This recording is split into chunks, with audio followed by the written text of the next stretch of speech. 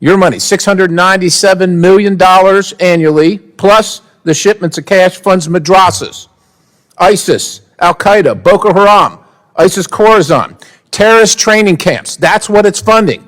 If you think... A viral video of U.S. Congressman Scott Perry claiming the U.S. government has been funding the Boko Haram terrorist group in Nigeria has left many people in shock on social media. He alleged on February 12, 2025 that the U.S. was indirectly financing the terrorist group ravaging the northern region of Nigeria alongside Al-Qaeda and ISIS through the United States Agency for International Development, USAID. According to the congressman, almost $700 million given to underdeveloped and developing countries is not getting to the right people in need, but into the wrong hands like terrorist groups. Without a doubt, these allegations have not only called into question the credibility and motive of U.S. foreign assistance, but also the fate of millions of Nigerians who depend on the USAID programs for survival. Notably, the Nigerian government have become subject to international scrutiny, and they are now running helter-skelter to clear their name. As a result, on February 19, 2025, the Senate called on the National Security Advisor, Nuhu Ribadu, along with the heads of the National Intelligence Agency and the Defense Intelligence Agency to investigate the allegations of USAID funding terrorist groups. What have the Nigerian intelligence agencies come up with? Are the allegations remotely true?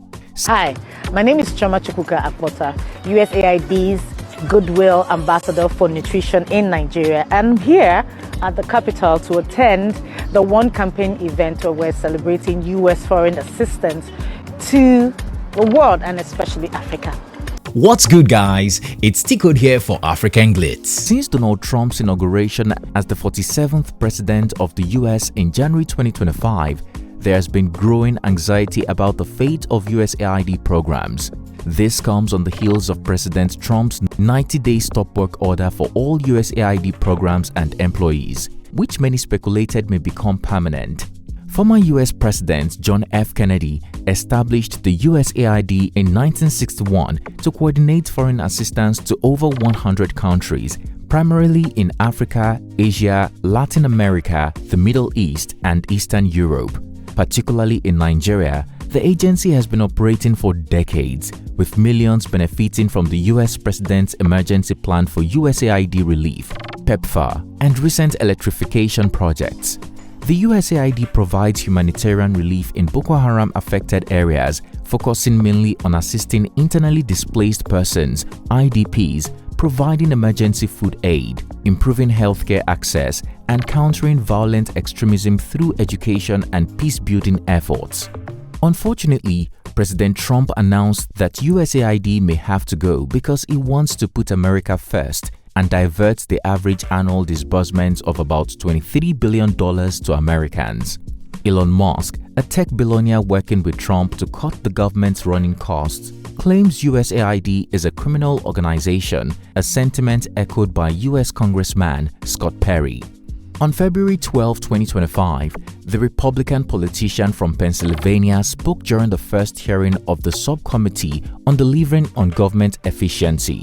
The session titled "The War on Waste: Stamping Out the Scourge of Improper Payments and Fraud" focused on the misappropriation of taxpayer funds, but essentially, it stems from the widespread belief that US foreign aid lacks proper oversight, leading to corruption, inefficiency, and worst case, diversion into unintended hands, which Congressman Perry strongly believes to be true.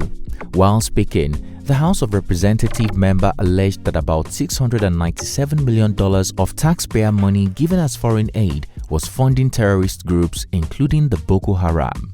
Who gets some of that money? Does that name ring a bell to anybody in the room? Because your money, $697 million annually, plus the shipments of cash funds madrasas, ISIS, Al-Qaeda, Boko Haram, ISIS Khorasan, terrorist training camps. That's what it's funding. If you think that the program under Operation Enduring Sentinel entitled Women's Scholarship Endowment, which receives $60 million annually, or the Young Women Lead, which gets about $5 million annually, is going to women who, by the way, if you read the Inspector General's report, is telling you that the Taliban does not allow women to speak in public. Yet somehow you're believing, and American people are supposed to believe, that this money is going for the betterment of the women in Afghanistan. It is not. You are funding terrorism, and it's coming through USAID. And it's not just Afghanistan, because Pakistan's right next door. USAID spent $840 million in the last 20 years on Pakistan's education-related program. It includes $136 million to build 120 schools, of which there is zero evidence that any of them were built. Why would there be any evidence? The Inspector General can't get in to see them. But you know what? We doubled down and spent $20 million from USAID to create educational television programs for children unable to attend the physical school. Yeah, they can't attend it because it doesn't exist. You paid for it. Somebody else got the money. You are paying for terrorism. This has got to end. I yield, Mr. Chairman. Boko Haram is an Islamist terrorist group founded in 2002 by Muhammad Yusuf.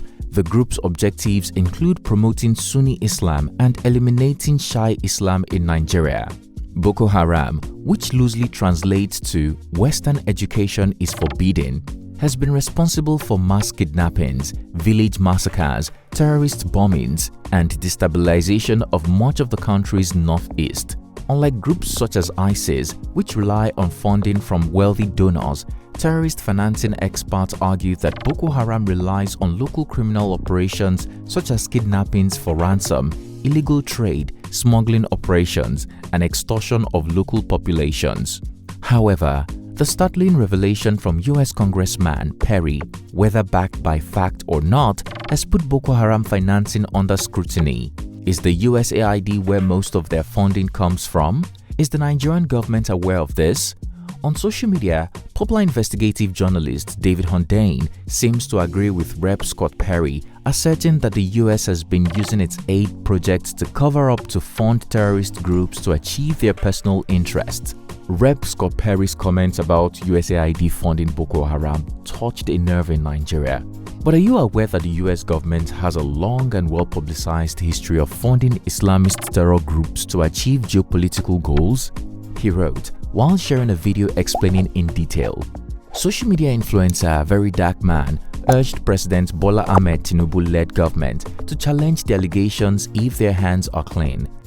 Dear Asiwaju Bola Ahmed Tinubu, this is a very serious allegation. This is a very, very serious allegation.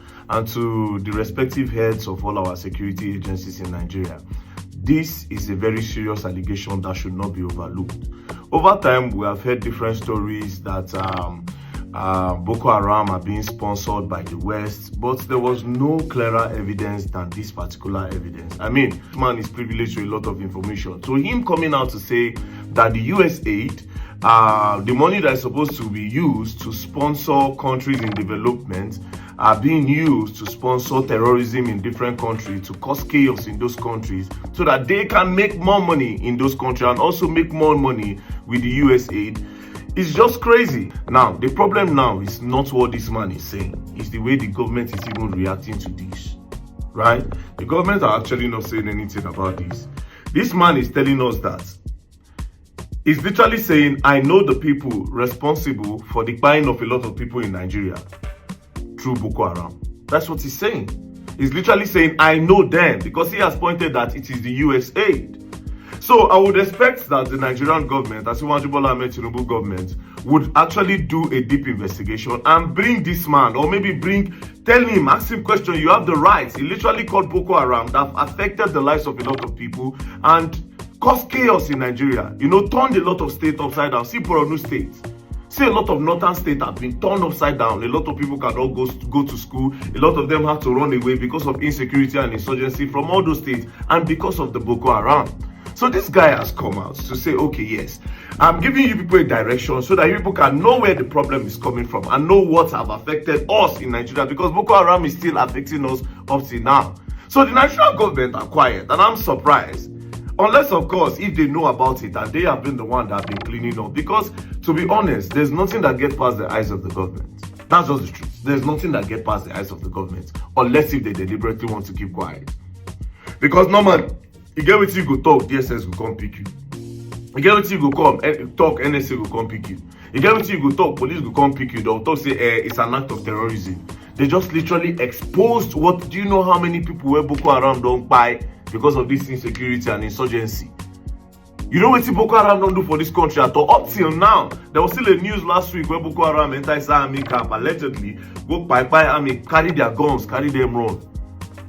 This is supposed to be a time where the Nigerian government will say no, all those innocent blood that was shed by the Boko Haram insurgency, that they can actually get justice. I mean, they finally giving us a lead. Unlike before where we say everybody in a rumor, all everybody in a rumor. Now this is not a rumor. This is direct. This is like telling you that I know the people. This man has given you a hint. What are you people doing about it? Whether clean or not, the influencer insisted that the allegations must also be investigated because this is a lead in the fight against terrorism in the country. Popular critic Reno Omokri also reshared the video of Scott Perry on X, and in the caption further alleged that former US President Barack Obama and Joe Biden are responsible for funding Boko Haram. Also reacting, an X user blamed Obama and said, "Barack Hussein Obama II is his name. Boko Haram was getting USAID funding while Goodluck Jonathan was prevented from buying arms. He mobilized stockpile of arms from the Muammar Gaddafi's Libya he had destroyed. He marked Nigeria for chaos, total destruction." One added, "Vast majority of Nigerians can't distinguish between their savior from their enemies. To them, USA is their savior." One wrote, "Sheun Kuti has been saying this for years, but una dey select messenger." One added, "USAID under Obama funding Boko Haram to destabilize what was then Africa's fastest growing economy is something that should be a conspiracy theory, but sadly it is not." One lamented, "Boko Haram was used to oust Goodluck Ebele Jonathan. Chibok Girls and Bring Back Our Girls was funded by Obama and the radical left. Congressman Scott Perry only confirmed what David Hundeyin, Nefertiti and others have said. APC introduced terrorism in Nigeria, and the funding came from Obama and Biden's USAID." Amid the reactions, an old video of former Nigerian President Goodluck Jonathan complaining about interference from the US government has also gone viral. The level of interference by the Obama's government was very overwhelming. It's not as if I couldn't have won the election even with that. But if by my own thinking and also the way some other people look at it, they go outside the normal diplomatic relationship, then it should be mentioned.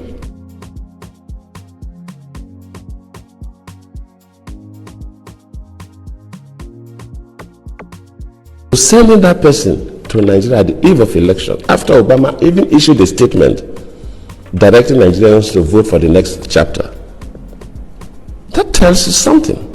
And we should not sweep this things under the carpet. If a foreign country, or the African country, or even America or any other country interferes with our own elections, we should mention it.